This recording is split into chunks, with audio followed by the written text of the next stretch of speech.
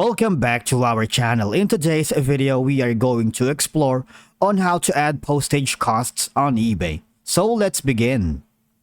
If you haven't done so, this is the perfect time for you to create your account here on eBay. You can simply continue with your Facebook account, your Google account, or your Apple account, or you might want to put your business or working email here and then follow the on-screen instructions. Now, once you have done that, go to your main account, and then simply when you go here at the very bottom, you can see the site preferences, and then go to postage preferences, right? Click on that. Now from here, as you can see, you have all the edit buttons in the right side. Say for example, on the postage settings, you can edit the domestic and international here. Now you can manage the domestic settings from the regions or countries you don't want to post to, and for the international as well. And actually you can put some check mark here if you also wanted to include additional locations for PO box. All right, and then once you have done that, you might want to click on save and apply that to your current listings if you have done it already. Now click on that. Now here on the use postage rate tables, click on it.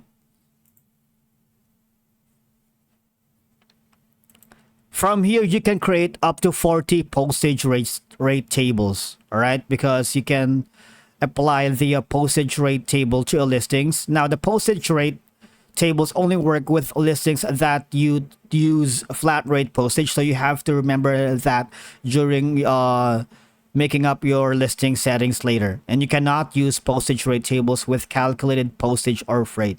Now to add a postage rate table when creating your listing, simply scroll down to the delivery details and tick the box inside on my use rate tables.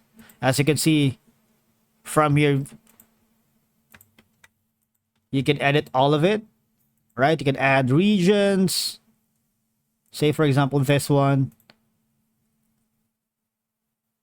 standard. It depends on you. Say for example, around here, Northern Ireland, gonna be around, and for economy, that's gonna be like.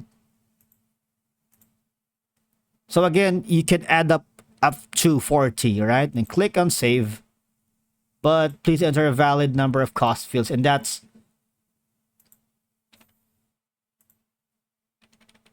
so these are all customizables depending on your preference, right? Now when you click on done, when you go to your first listing, and from here in the shipping details, again, the postage rate tables only work with listings that use flat rate postage, and you cannot use postage rates tables with calculated postage or freight. All right, say for example on the shipping method.